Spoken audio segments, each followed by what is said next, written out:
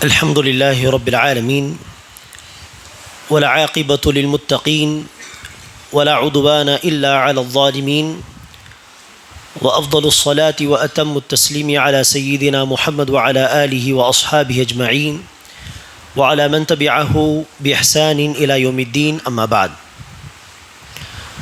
فقد قال النبي صلى الله عليه وسلم يوشك الأمم أن تداعى عليكم كما تداعى الأكلة إلى قصعتها. கண்ணியமிக்க சகோதர சகோதரிகளே, நபி ஸல்லல்லாஹு அலைஹி வஸல்லம் அவர்கள்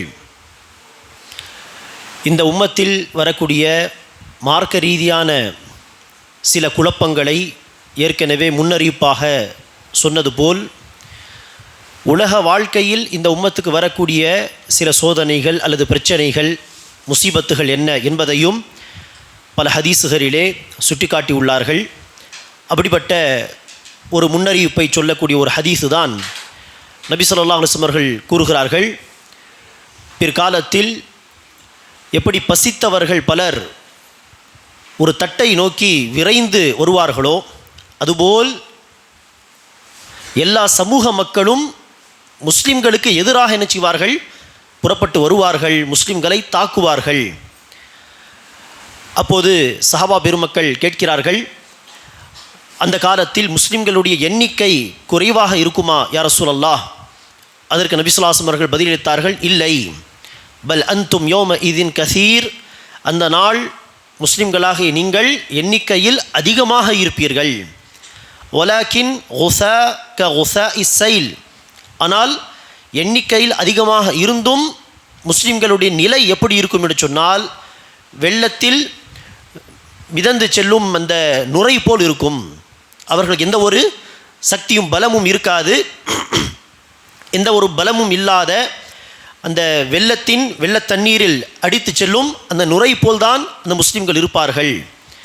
அவர்களுடைய இந்த பலவீனத்துக்கு காரணம் அவர்களுடைய உள்ளங்களில் வஹன் புகுந்துவிடும் என்று சொல்ல சஹாபாக்கள் கேட்டார்கள், ஒமல் வஹ்னு யா ரசூலல்லாஹ், வஹன் என்று சொன்னால் என்ன அல்லாஹ்வின் தூதரே? அதற்கு நபி ஸல்லல்லாஹு அலைஹி வஸல்லம் அவர்கள் பதிலளித்தார்கள், ஹுப்புத் துன்யா வ கராஹியத்துல் மவுத், உலகத்தை நேசிப்பதும் உலகத்தை அதிகம் விரும்புவதும் மவுத்தை வெறுப்பதுமாகும் என்று நபி ஸல்லல்லாஹு அலைஹி வஸல்லம் அவர்கள் பதிலளித்தார்கள். அன்பானவர்களே, நபி ஸல்லல்லாஹு அலைஹி வஸல்லம் அவர்களுடைய இறுதி நாட்களிலே, மதீனா வாழ்க்கையின் இறுதி நாட்களில் முஸ்லிம்கள் ஒரு நல்ல பலத்தில் இருந்தார்கள். மற்ற சமூக மக்கள் முஸ்லிம்களை கண்டால் பயப்படுவார்கள், அஞ்சுவார்கள். அந்த காலத்தில் இருந்த சூப்பர் பவராக இருந்தாலும் முஸ்லிம்களுக்கு எதிராக களத்தில் சந்திப்பதாக இருந்தால் ஒரு விதமான அச்சம் அந்த மக்களுக்கு ஏற்பட்டது. ஹுலஃபா ராஷிதீனுடைய காலத்தை குறித்து என்ன சொல்வது? ஹுலஃபா ராஷிதீன் அதற்கு அடுத்து இருந்த காலங்களிலும் பெரிய பெரிய சூப்பர் பவரை எல்லாம் முஸ்லிம்கள் எதிர்கொண்டார்கள், எதிர்த்தார்கள். அவர்களும் முஸ்லிம்களை எதிர்கொள்ள பயந்தார்கள். ஆனால் இந்த நிலையெல்லாம் மாறி நபி ஸல்லல்லாஹு அலைஹி வஸல்லம் அவர்களுடைய இந்த ஹதீஸ் அடிப்படையில் ஒரு காலத்தில் முஸ்லிம்கள் எண்ணிக்கையில் அதிகமாக இருப்பார்கள். இதுவும் ஒரு முன்னறிவிப்பு தான். முஸ்லிம்கள் எண்ணிக்கையில் அதிகமாக இருப்பார்கள். இந்த காலத்தில் ஏறக்குறைய 2 பில்லியன் என்பதாக சொல்லப்படுகிறது. ஏறக்குறைய இருக்கலாம், ஆனால் உலகத்தில் 2 பில்லியன் முஸ்லிம்கள் இருப்பதாக சொல்லப்படுகிறது. ஆக எண்ணிக்கை குறைவெல்லாம் கிடையாது, அதிகமாக இருக்கிறார்கள். பல முஸ்லிம் நாடுகள் உண்டு, பல நாடுகள் முஸ்லிம்கள் உடைய ஆட்சியில் தான் இருக்கிறது. ஆனால் நபி ஸல்லல்லாஹு அலைஹி வஸல்லம் அவர்கள் சொன்ன அந்த முன்னறிவிப்புக்கு ஏற்ப இந்த காலத்தில் முஸ்லிம்கள் ஒடுக்கப்படுகிறார்கள், அநியாயம் செய்யப்படுகிறார்கள். பல சமூக மக்கள் அவர்களை சேர்ந்து தாக்குகிறார்கள். சில சமயம் குஜராத்திலே, சில சமயம் ரோஹிங்கியா முஸ்லிம்ஸ் மீது, சில சமயம் காசாவில், பலஸ்தீனில் என்று பிரச்சனைகள் வந்தாலும் முஸ்லிம்கள் எண்ணிக்கையில் அதிகமாக இருந்தும் பல நாடுகள் இருந்தும் ஒன்றும் செய்ய முடியாமல் வெள்ளத்தில் அடித்து செல்லும் அந்த நுரை போல்தான் அவர்களுடைய நிலை இருக்கும். மிக பலவீனமானவர்களாக இருப்பார்கள் என்று ரசூல் அவர்கள் சுட்டிக்காட்டிய அந்த நிலையில்தான் தற்போது உலக முஸ்லிம்கள் வாழ்ந்து வருகிறார்கள். அதற்கு என்ன காரணம் என்பதையும் ரசூல் அவர்கள் சொல்லிவிட்டார். ஹுப்பு துன்யா வ கராஹியத்துல் மவுத், அவர்களுடைய உள்ளங்களில் வஹன் புகுந்துவிடும். அந்த வஹன் தான் என்னது? வஹன் என்று சொன்னால் பலவீனம் என்று அர்த்தம். அந்த பலவீனம் உலக வாழ்க்கையின் நேசமும் மவுத்துக்கு பிறகு உள்ள ஆகிரத்தை வெறுப்பதும், அதை குறித்து அலட்சியமாக வாழ்வதும் இதுதான் அடிப்படை காரணம் என்று நபி ஸல்லல்லாஹு அலைஹி வஸல்லம் அவர்கள் சுட்டி காட்டுகிறார். ஆக இன்று அல்லாஹ் நாடிய சில மக்களை தவிர பெரும்பாலான முஸ்லிம்களுடைய நிலை இதுதானே. ஹுப்பு துனியா வ கராஹியத்துல் மவுத். அந்த ஹுப்பு துனியா என்கிற அந்த விஷயத்தின் காரணமாக தான் இன்று ஹராமான சம்பாத்தியத்தையும் பல முஸ்லீம்கள் நினைச்சுகிறார்கள். அது ஹராம் என்று தெரிந்த பிறகும் ஹராம் ஹலால் என்ன அந்த வித்தியாசமெல்லாம் பார்த்தால் வாழ முடியாது என்று சொல்லி ஹராமான சம்பாத்தியத்தையும் சம்பாதிக்கிறார்கள் தொடர்ந்து. காரணம் ஹுப்பு துனியா, உலகத்தின் மீது ஆசை. எத்தனையோ முஸ்லிம்கள் நினைச்சுகிறார்கள் வியாபாரத்தை தொடங்குவதற்கு அல்லது வீடு கட்டுவதற்கு என்று சொல்லி வட்டி கடன் வாங்குகிறார்கள். வட்டி ஹராம் என்று தெரியும். வட்டி வாங்குவது, கொடுப்பது, வட்டியோடு எந்த விதத்தில் தொடர்பு வைத்து கொண்டாலும் அது அல்லாஹ் ரசூலுக்கு எதிராக போர் புரிவது போல் ஆகும் என்றெல்லாம் பல முறை பயானில் கேள்விப்பட்டிருப்பார்கள். இருந்தாலும் என்னது, வியாபாரம் ஆரம்பிக்க வேண்டும், ஆனால் கையில் காசு இல்லையே, வியாபாரம் ஏதாவது செய்தால்தானே அடுத்து முன்னேற முடியும் என்று உலக வாழ்க்கையில் முன்னேறுவதற்கு, உலக வாழ்க்கையில் ஒரு வீடு கட்டி வசிப்பதற்கு ஹராமான வழி நினைச்சுகிறார்கள், போய் வட்டி கடன் வாங்குகிறார்கள். இந்த ஹுப்பு துனியா, உலக வாழ்க்கையின் நேசம், உலக வாழ்க்கை மீது பேராசை காரணமாக தான் பல வீடுகளில் சொத்துரிமை என்கிற விஷயம் வந்தால் மார்க்கம் சொல்லக்கூடிய வழிமுறையில் சொத்தை பிரித்தால் பங்கு ஓரளவுக்கு தான் வரும். அதே கோர்ட் கச்சேரி என்று போனால் அதிகமான பங்கு கிடைக்கும் என்று ஒரு நிலை வரும் பொழுது மார்க்கத்தை விட்டுவிட்டு மார்க்க தீர்ப்பு என்ன சொல்வார்கள், இமாம்களிடத்தில் போனால் என்ன ஃபத்வா கொடுப்பார்கள், பள்ளிவாசலுக்கு போனால் என்ன தீர்ப்பு கொடுப்பார்கள், அதெல்லாம் ஓரமாக வைத்து நினைச்சுகிறார்கள், கோர்ட்டுக்கு செல்கிறார்கள். காரணம் அங்கு போனால் பங்கு அதிகமாக கிடைக்கும். ஆக ஹுப்பு துனியா காரணமாக எத்தனை விதமான குற்றங்களை பெரும்பாலான முஸ்லிம்கள் செய்கிறார்கள் என்பது நாம் கண்கூடாக பார்க்கக்கூடிய ஒரு உண்மையாக இருக்கிறது. ஆக நபி ஸல்லல்லாஹு அலைஹி வஸல்லம் அவர்கள் சொன்ன அந்த நிலையில்தான் இப்போது பெரும்பாலான முஸ்லிம்கள் வாழ்ந்து வருகிறார்கள். அதற்காக தான் முஸ்லிம்களுடைய அவல நிலை எப்படி இருக்கிறது இப்போது இந்த காலத்தில் என்பதை நாம் பார்க்கிறோம். இதற்கு என்ன தீர்வு என்பதையும் நபி ஸல்லல்லாஹு அலைஹி வஸல்லம் அவர்கள் வேறு ஹதீஸிலே சொல்கிறார்கள். நபி ஸல்லல்லாஹு அலைஹி வஸல்லம் அவர்கள் சொல்வார்கள் இன்னொரு ஹதீஸிலே, இதா தபாயஅதும் பில் ஈனதி, நீங்கள் வட்டி அடிப்படையில் வியாபாரம் செய்யும் பொழுது, இதா தபாயஅதும் பில் ஈனதி வத்தபஅதும் அஸ்னாபல் பக்கரி, மேலும் மாடுகளின் வாலுக்கு பின்னால் நீங்கள் போகும் பொழுது என்று இதை ஒரு உதாரணமாக, உலகம் சம்பாதிப்பதற்கு பின்னால் நீங்கள் ஓடி போகும் பொழுது என்பதற்கு உதாரணமாக மாடுகள் அதை கொண்டு விவசாயம் செய்வது, இபாதத்தெல்லாம் விட்டுவிட்டு சம்பாதிக்கலாம் என்று காசு பின்னால் போவது என்பதற்கு உதாரணமாக ரசூல் இதை சொல்கிறார்கள். ஆக மாடுகளுக்கு பின்னால் நீங்கள் போகும் பொழுது வதரக்துமுல் ஜிஹாத ஃபீ சபீலில்லாஹ், அல்லாஹ்வின் பாதையில் போர் புரிவதை நீங்கள் விட்டுவிடும் பொழுது, புறக்கணிக்கும் பொழுது, அதுதானே இந்த காலத்தில் உள்ள நிலை.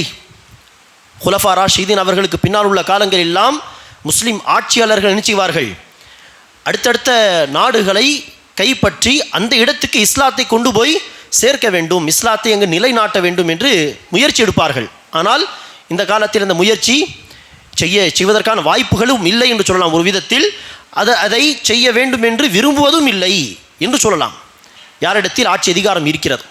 ஆக வதரக்துமுல் ஜிஹாத ஃபீ சபீலில்லாஹ், அல்லாஹ்வின் பாதையில் போர் புரிவதையும் நீங்கள் விட்டுவிடும் பொழுது ஸல்லல்லாஹு அலைக்குமுஸ்ஸுல், அல்லாஹ் உங்கள் மீது இழிவை சாட்டி விடுவான், அல்லாஹ் உங்கள் மீது இழிவை ஏற்படுத்தி விடுவான். அந்த இழிவை உங்களை விட்டு அல்லாஹ் நீக்க மாட்டான். எதுவரை? ஹத்தா தர்ஜிஉ இலா தீனிக்கும், நீங்கள் உங்களுடைய மார்க்கத்தை நோக்கி திரும்பி வரும் வரை, மார்க்கத்தை நோக்கி நீங்கள் மீளும் வரை அல்லாஹ் சுப்ஹானஹு வ தஆலா அந்த இழிவை, உங்கள் மீது இருக்கக்கூடிய அந்த இழிவை நீக்க மாட்டான், அகற்ற மாட்டான். ஆக அன்பார்ந்தவர்களே, மார்க்கத்தை நோக்கி திரும்பி வருவதுதான் இந்த இரண்டு ஹதீஸுகளிலும் ரசூல் ஸல்லல்லாஹு அலைஹி வஸல்லம் அவர்கள் சொல்லி காட்டக்கூடிய அந்த இழி நிலையை விட்டு தன்னை பாதுகாத்துக் கொள்வதற்கான ஒரே வழி. ஆக மார்க்கத்தை படிக்க வேண்டும், கொள்கையை அறிந்து கொள்கையில் உறுதியாக இருக்க வேண்டும், தன்னுடைய கடமைகளை எல்லோரும் சரிவர செய்ய வேண்டும், குறிப்பாக பெரும் பாவங்களை விட்டு ஒதுங்கி வாழ வேண்டும். இந்த விதத்தில் மார்க்கத்தை நோக்கி திரும்பி வந்தால் மாத்திரம்தான் அல்லாஹ் சுப்ஹானஹு வ தஆலா முஸ்லிம்களுக்கு உயர்வை தருவான். வ அன்துமுல் அலௌன இன் குன்தும் முஃமினீன், நீங்கள் உண்மையான நம்பிக்கையாளர்களாக இருந்தால் நீங்கள் தான் உயர்ந்தவர்களாக இருப்பீர்கள் என்கிற அந்த வசனத்துக்கு ஏற்ப. ஆகவே தான் நபி ஸல்லல்லாஹு அலைஹி வஸல்லம் அவர்களுடைய வாழ்க்கை வரலாறு, ரசூலுடைய சீரா நம் முன்னால் இருக்கிறது. நபி ஸல்லல்லாஹு அலைஹி வஸல்லம் அவர்கள் இந்த உலகத்திலே ஒரு அந்நியன் மாதிரி வாழ்ந்தார்கள். இந்த உலக வாழ்க்கை மீது பேராசை என்ன, சின்ன சின்ன ஆசை கூட இந்த உலகத்தில் வைத்து கொள்ளாமல் மறுமையை எப்போதும் இலக்காக வைத்து வாழ்ந்தார்கள். அந்த ஒரு பயிற்சியை தான் நபி ஸல்லல்லாஹு அலைஹி வஸல்லம் அவர்கள் தன்னுடைய குடும்ப மக்களுக்கும் கொடுத்தார்கள். உலக வாழ்க்கை மீது பேராசை கொள்ளக்கூடாது. ஹலாலான விதத்தில் அல்லாஹ் எவ்வளவு கொடுத்தாலும், அதிகமாக கொடுத்தாலும் சரி, குறைவாக கொடுத்தாலும் சரி, அல்ஹம்துலில்லாஹ் என்று அல்லாஹ்வுக்கு நன்றி செலுத்தி வாழ வேண்டும். மறுமையை எப்போதும் இலக்காக வைக்க வேண்டும் என்று அந்த ஹுப்பு துன்யாவுக்கு மாற்றமாக ஹுப்புல் ஆஹிரா, ஆஹிரத்தை நேசிப்பவர்களாக வாழ வேண்டும் என்பதை தான் நபி ஸல்லல்லாஹு அலைஹி வஸல்லம் அவர்கள் பயிற்சியாக வழங்கினார்கள். அந்த விதத்தில் தான் அன்பானவர்களே, ஒரு முறை நபி ஸல்லல்லாஹு அலைஹி வஸல்லம் அவர்களுடைய மனைவிமார்கள் எல்லோரும் ஒன்று சேர்ந்து, அந்த நேரத்தில் 8 பேர் அல்லது 9 பேர் இருந்திருப்பார்கள், எல்லோரும் சேர்ந்து நபி ஸல்லல்லாஹு அலைஹி வஸல்லம் அவர்களிடத்தில் வந்து முறையிட்டார்கள். நமக்கு செலவுக்கு நீங்கள் அதிகமாக பொருளாதாரத்தை கொடுக்க வேண்டும், அல்லது நம்முடைய தேவைகளை மதீனா வாழ்க்கையின் ஆரம்பத்தில் இருந்ததை விட இப்போது நீங்கள் நம்முடைய தேவைகளை அதிகமாக பூர்த்தி செய்து தர வேண்டும் என்று முறையிட்டார்கள். இவ்வாறு முறையிட்டதற்கு காரணம் என்னவென்றால், மக்காவிலிருந்து ஹிஜ்ரத் செய்து சஹாபாக்கள் மதீனா வந்த ஆரம்பத்தில் ஒன்று ஹிஜ்ரத் செய்து 100கணக்கிலே சஹாபாக்கள் மதீனா வரும் பொழுது மதீனாவில் இருக்கக்கூடிய சஹாபிகள், அதாவது அன்சார் சஹாபாக்கள், அவர்கள் தன்னுடைய குடும்பத்தையும் பார்க்க வேண்டும், மக்காவிலிருந்து வரக்கூடிய முஹாஜிர் சஹாபாக்களுக்கும் உதவி செய்ய வேண்டும். அவர்களை பார்க்கக்கூடிய பொறுப்பும் அவர்களுக்கு தான் ரசூல் அவர்கள் வழங்கினார்கள், அன்சார் சஹாபாவுக்கு. ஆக அந்த விதத்தில் பொருளாதாரம் ஒரு விதத்தில் ஸ்பிளிட் ஆகிவிட்டது. ஏற்கனவே செய்யக்கூடிய செலவினங்கள் போக இப்போது முஹாஜிர் சஹாபாக்களுக்கும் அவர்கள் செலவு செய்ய வேண்டிய ஒரு இடத்தில் இருந்தார்கள். அதே நேரத்தில் நபி ஸல்லல்லாஹு அலைஹி வஸல்லம் அவர்கள் ஹிஜ்ரத் செய்து மதீனா வந்த அந்த ஆரம்பத்தில் 2ஆம் வருடம், ஹிஜ்ரி 2ஆம் வருடம் பத்ர் போர், அதற்கு முன்பாகவும் சின்ன சின்ன போர் நடந்திருக்கிறது. பெரிய போர்னு சொன்னால் பத்ர் போர், பத்ர் போருக்கு அடுத்து ஹிஜ்ரி 3ஆம் ஆண்டு உஹது போர், அடுத்த வருடம் பனு முஸ்தலிக் போர், அதற்கடுத்து அகல் போர் என்று ஒவ்வொரு வருடமும் ஒன்றுக்கு மேற்பட்ட போர்கள். இப்படி மதீனா வாழ்க்கையில் அடுத்தடுத்த போர்கள் என்று இருந்தால் வியாபாரம் செய்யக்கூடிய சஹாபிகளால் எப்படி வியாபாரம் செய்ய முடியும், எப்படி வியாபாரம் செய்வதில் கவனம் செலுத்த முடியும், யோசித்து பாருங்கள். ஆகவேதான் ஒரு சில வருடங்கள் வரை, மதீனா வாழ்க்கையின் ஒரு 5-6 வருடங்கள் வரை மதீனாவிலே சரியாக வியாபாரம் செய்ய முடியாமல், சம்பாதிப்பதில் கவனம் செலுத்த முடியாமல், பொருளாதார ரீதியாக ஒரு நெருக்கடி ஏற்பட்டது, பரவலாக இருந்தது. பல சஹாபாக்கள் ஒரு விதத்தில் பொருளாதார நெருக்கடியில் தான் இருந்தார்கள். காரணம், சம்பாதிப்பதில் கவனம் செலுத்த முடியவில்லை. அடுத்தடுத்த போர், அடுத்தடுத்த பிரச்சனைகள். இந்த பிரச்சனை எல்லாம் எப்போது ஓரளவுக்கு முடிவுக்கு வந்தது என்று சொன்னால், ஹைபர் என்கிற யுத்தத்துக்கு பிறகு. ஹைபர் யுத்தத்திலே பொருளாதாரமும் வந்தது. அதே நேரத்தில் அந்த ஹைபர் யுத்தத்துக்கு சற்று முன்பு தான் நபி ஸல்லல்லாஹு அலைஹி வஸல்லம் அவர்கள் மக்கத்து காஃபிர்களோடு ஒப்பந்தம் போட்டார்கள், 10 வருடங்களுக்கு போர் வேண்டாம்.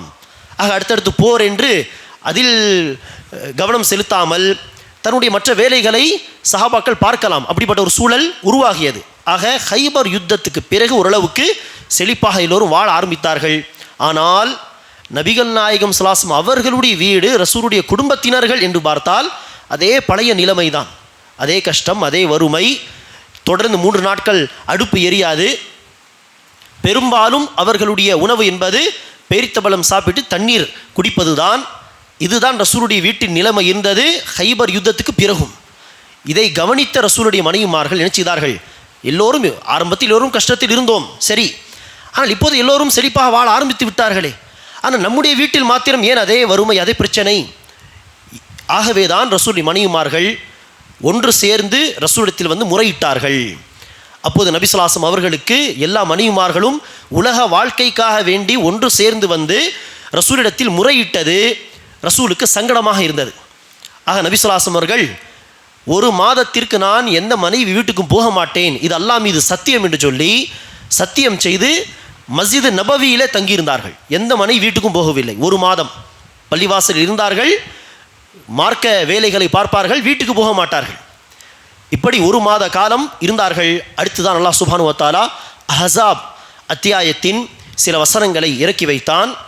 அந்த வசனங்களில் அல்லாஹ் சுப்ஹானஹு வ தஆலா நபி ஸல்லல்லாஹு அலைஹி வஸல்லம் அவர்களை பார்த்து சொல்கிறான், யா ஐயுஹன் நபி, நபியே, குல்லி அஸ்வாஜிக, நீங்கள் தன்னுடைய மனைவிமார்களை பார்த்து சொல்லிவிடுங்கள், இன் குன்துன்ன துரீதனல் ஹயாத்த துன்யா வஸீனதஹா, உங்களுக்கு இந்த உலக வாழ்க்கையும் இந்த உலக வாழ்க்கையின் அலங்காரமும் இந்த காசு பணம் வசதியோடு வாழ்வது இதுதான் உங்களுக்கு பிடிக்கும், இதுதான் நீங்கள் விரும்புகிறீர்கள் என்று சொன்னால் ஃபதஆலைன, வாருங்கள், உமத்தியகுன்ன, நீங்கள் கேட்டதில் சிலதை கொடுத்து உங்களுக்கு பயன் சேர்க்கிறேன், உங்களுக்கு சில வசதி வாய்ப்புகளை தருகிறேன். ஆனால் வ உஸர்ரிஹ்குன்ன ஸராஹன் ஜமீலா, நீங்கள் கேட்டதில் சிலதை உங்களுக்கு கொடுத்து விட்ட பிறகு அழகிய விதத்தில் நான் விவாகரத்து செய்து கொள்வேன், தலாக் சொல்லி உங்களை விட்டு விடுவேன் என்று சொல்லிவிடுங்கள். இது முதல் ஆப்ஷன். செகண்ட் ஆப்ஷன் என்ன? வ இன் குன்துன்ன துரிதுன் அல்லாஹ வ ரசூலஹு வத்தாரல் ஆஹிரா, அப்படி நீங்கள் அல்லாஹ்வையும் அல்லாஹ்வின் தூதரையும் மறுமை நாளின் வாழ்க்கையையும் அந்த மறுமையின் வீட்டையும் நீங்கள் விரும்புகிறீர்கள் என்று சொன்னால் ஃபைன் அல்லாஹ் அஅத்த லில் முஹ்சினாத்தி மின்குன்ன அஜ்ரன் அதீமா, அல்லாஹ் சுப்ஹானஹு வ தஆலா நிச்சயமாக நன்மை செய்யக்கூடிய பெண்களுக்கு மகத்தான கூலி அங்கு ஏற்பாடு செய்து வைத்திருக்கிறான். இந்த இரண்டு வசனங்களை அல்லாஹ் இறக்கி வைத்து இதை மனைவிமார்களுக்கு சொல்லிவிடும்படி அல்லாஹ் சொன்னான். ஆக நபி ஸல்லல்லாஹு அலைஹி வஸல்லம் நினைச்சார்கள், எல்லோரையும் கூட்டமாக அழைத்து இதை ஓதி காட்டாமல் ஒவ்வொரு மனைவியாக அழைத்து இந்த வசனங்களை ஓதி காட்டினார்கள். முதல் ஆப்ஷன் என்ன? உலக வாழ்க்கையின் வசதி வாய்ப்பு தான் வேண்டும் என்று சொன்னால் இயன்றதை நான் கொடுத்து விடுவேன், ஆனால் அடுத்து ரசூலோடு சேர்ந்து வாழ முடியாது, ரசூல் தலாக் சொல்லி விடுவார்கள், பிரிந்து உங்களுடைய வழியை நீங்கள் பார்க்க வேண்டும். இல்லையா, இரண்டாவது விஷயம் என்ன? அல்லாஹ்வும் அல்லாஹ்வின் தூதரும் மறுமை வாழ்க்கையும் தான் உங்களுக்கு முக்கியமானது என்று சொன்னால் இதே வறுமையோடு சில கஷ்டங்களோடு தான் ரசூல் வாழ விரும்புகிறார். ஆக நீங்களும் அப்படி தான் வாழ வேண்டும், ஆனால் மறுமையில் அல்லாஹ் உங்களுக்கு மகத்தான கூலி ஏற்பாடு செய்து வைத்திருக்கிறான். ஆக நபி ஸல்லல்லாஹு அலைஹி வஸல்லம் முதலாவது ஆயிஷா ரலியல்லாஹு அன்ஹா அவர்களை அழைத்து இந்த இரண்டு வசனங்களையும் ஓதி காண்பித்து சொன்னார்கள், இப்போது உடனே பதில் சொல்ல வேண்டிய கட்டாயம் கிடையாது, வீட்டுக்கு சென்று தாய் தந்தையிடம் ஆலோசனை செய்து மஷ்வரா செய்து நீங்கள் பதில் சொல்லுங்கள். காரணம், நபி ஸல்லல்லாஹு அலைஹி வஸல்லம் அவர்கள் லேசாக பயந்தார்கள். எங்கு இந்த இரண்டு விஷயங்களை சொல்லி இனிமேலும் வறுமையோடு தான் வாழ வேண்டுமா, இதே கஷ்டத்தோடு சரியாக சாப்பிடாமல் 2-3 நாட்கள் தொடர்ந்து அடுப்பு எரியாத விதத்திலே சமைக்க முடியாமல் இதே போல் வாழ வேண்டுமா என்று இதை யோசித்து எங்கு இல்லை நான் கேட்டதை கொடுத்து விடுங்கள், தலாக் கொடுத்து விடுங்கள் என்று எங்கு அதை தேர்வு செய்து கொள்வார்களோ அவசரப்பட்டு என்று பயந்து நபி ஸல்லல்லாஹு அலைஹி வஸல்லம் சொன்னார்கள், வீட்டுக்கு சென்று தாய் தந்தையிடம் ஆலோசனை செய்தே நீங்கள் பதில் சொல்லுங்கள். காரணம், வீட்டில் தாய் தந்தையிடம் ஆலோசனை செய்தால் பெரியவர்கள், பெரிய சஹாபாக்கள், அபூபக்கர் சித்திக் ரலியல்லாஹு அன்ஹு அவர்களாம் என்ன ஆலோசனை தருவார்கள்? ஏதோ கஷ்டமோ துன்பமோ ஏதோ ரசூலோடு இருமா, மறுமை வாழ்க்கை அல்லாஹ் உனக்கு நிச்சயமாக தருவான் என்று அவர்கள் அந்த ஆலோசனை தான் தருவார்கள். ஆக ரசூல் சொன்னார்கள், இப்போதே பதில் சொல்ல வேண்டும் என்கிற கட்டாயம் கிடையாது, தாய் தந்தையிடம் ஆலோசனை செய்து பதில் சொல்லுங்கள், அபூபக்கரிடம் பேசிவிட்டு சொல்லுங்கள். ஆயிஷா ரலியல்லாஹு அன்ஹா அவர்கள் சொன்னார்கள், யா ரசூலல்லாஹ், இதில் என்ன ஆலோசனை செய்ய வேண்டியது இருக்கிறது? எனக்கு அல்லாஹ்வும் அல்லாஹ்வின் தூதரும் மறுமை வாழ்க்கையும் தான் எனக்கு முக்கியம், நான் இதேபோல் வாழ்வதற்கு தயார் என்று சொல்லிவிட்டு தன்னுடைய பதிலை அதே நேரத்தில் சொல்லிவிட்டு அவர்கள் புறப்பட்டு விட்டார்கள். அடுத்த நபி ஸல்லல்லாஹு அலைஹி வஸல்லம் அவர்கள் ஹஃப்ஸா ரலியல்லாஹு அன்ஹா அடுத்தடுத்த மனைவிமார்களை தனித்தனியாக அழைத்து இந்த வசனங்களை ஓதி காண்பிக்க ஒவ்வொரு மனைவியும் யாரிடத்திலும் ஆலோசனை செய்யாமல் கேட்ட உடனே எனக்கு அல்லாஹ்வும் அல்லாஹ்வின் தூதரும் மறுமை வாழ்க்கை தான் வேண்டும், இந்த உலக வாழ்க்கையில் நான் அதிகம் ஆசை கொள்ளாமல் இதே வறுமையோடு வாழ்வதற்கு நான் தயார் என்று சொல்லிவிட்டு போனார்கள். ஆக நபி ஸல்லல்லாஹு அலைஹி வஸல்லம் அவர்கள் தன்னுடைய மனைவிமார்களுக்கும் உலக வாழ்க்கை மீது பெரிய ஆசை, பேராசையெல்லாம் கிடையாது. ரசூலுடைய மனைவிமார்களுக்கு, உம்மஹாத்துல் முஃமினீன் அவர்களுக்கு அடிப்படை தேவைகள் பூர்த்தி செய்தால் போதும் என்பதான் அவர்களுடைய எதிர்பார்ப்பு. ஆனால் அதை கூட நீங்கள் விட்டு கொடுத்து மறுமை சிந்தனையோடு வாழ வேண்டும் என்கிற ஒரு பயிற்சியை நபி ஸல்லல்லாஹு அலைஹி வஸல்லம் அவர்கள் தந்தார்கள். காரணம், நம்மை போன்ற முஸ்லிம்களுக்கு ரசூலுடைய குடும்பத்தினர்கள் ஒரு சிறந்த முன்னுதாரணமாக இருக்க வேண்டும். கியாமத்து வரை வரக்கூடிய இறை விசுவாசிகளுக்கு ரசூலும் ரசூலுடைய குடும்பத்தினர்களும் ஒரு சிறந்த முன்மாதிரியாக இருக்க வேண்டும் என்பதற்காக அவர்கள் சின்ன சின்ன விஷயங்களை கூட அனுபவிக்காமல் மறுமை சிந்தனையோடு வாழ்ந்து மரணித்து விட்டார்களே. அப்படி இருக்க நாம் குறைந்தது அடிப்படை வசதி வாய்ப்புகளோடு ஹலாலான விதத்தில் சம்பாதித்து வீடு கட்டி வாழ்வது, சில சொத்து சுகங்களை சேர்ப்பதெல்லாம் தவறு கிடையாது மார்க்கத்தில். ஆனால் இந்த உதாரணம் எல்லாம் முன்வைத்து குறைந்தது பேராசையை தவிர்த்து, உலக பேராசை இல்லாமல் எப்போதும் மறுமை சிந்தனையோடு மறுமை வாழ்க்கைக்கு முக்கியத்துவம் கொடுத்து வாழ வேண்டும் என்பதற்கு இதை நாம் இன்ஷா அல்லாஹ் உதாரணமாக எடுத்துக்கொள்ள வேண்டும். ஹுப்பு துன்யா, உலக வாழ்க்கையின் நேசத்தை விட்டுவிட்டு பேராசையை தூக்கி எறிந்து மறுமையை வெறுக்காமல், மௌத்தை வெறுக்காமல், மன் அஹப்பல்லாஹ் மன் அஹப்ப லிகா அல்லாஹி அஹப்பல்லாஹு லிகாஅ என்று நபி ஸல்லல்லாஹு அலைஹி வஸல்லம் சொன்னது போல், எவர் ஒருவர் அல்லாஹ்வை சந்திப்பதை விரும்புவாரோ, மரணித்த பிறகு அல்லாஹ்வை நான் இன்ஷா அல்லாஹ் சந்திக்க போகிறேன், சந்தித்தால் அல்லாஹ் எனக்கு மகத்தான கூலி தர வேண்டும், அல்லாஹ் எனக்கு சொர்க்கத்தை தர வேண்டும் என்று அல்லாஹ்வை சந்திப்பதை விரும்புவாரோ, அல்லாஹ்வும் அந்த அடியாரை சந்திப்பதை விரும்புவான் என்று நபி ஸல்லல்லாஹு அலைஹி வஸல்லம் சொன்ன அந்த ஹதீஸுக்கு ஏற்ப வாழ நாம் முயற்சி செய்வோமாக. அல்லாஹ் சுப்ஹானஹு வ தஆலா நம் அனைவருக்கும் மறுமை சிந்தனையோடு ஒவ்வொரு நாளையும் கழிக்கக்கூடிய, உலக பேராசையை தவிர்த்து ஒவ்வொரு நாளும் மறுமையில் வெற்றி பெறுவதற்காக, மறுமையில் உயர்வான அந்தஸ்துகளை பெறுவதற்காக முயற்சி செய்யக்கூடிய பாக்கியத்தை அல்லாஹ் சுப்ஹானஹு வ தஆலா நமக்கு வழங்குவானாக. ஆமீன். வாஹ்ரு தஅவானா அல்ஹம்துலில்லாஹி ரப்பில் ஆலமீன். சுப்ஹானக்கல்லாஹும்ம பிஹம்திக அஷ்ஹது அல்லா இலாஹா இல்லா அன்த அஸ்தக்ஃபிருக வ அத்தூபு இலைக். அஸ்ஸலாமு அலைக்கும் வரஹ்மத்துல்லாஹி வபரகாத்துஹு.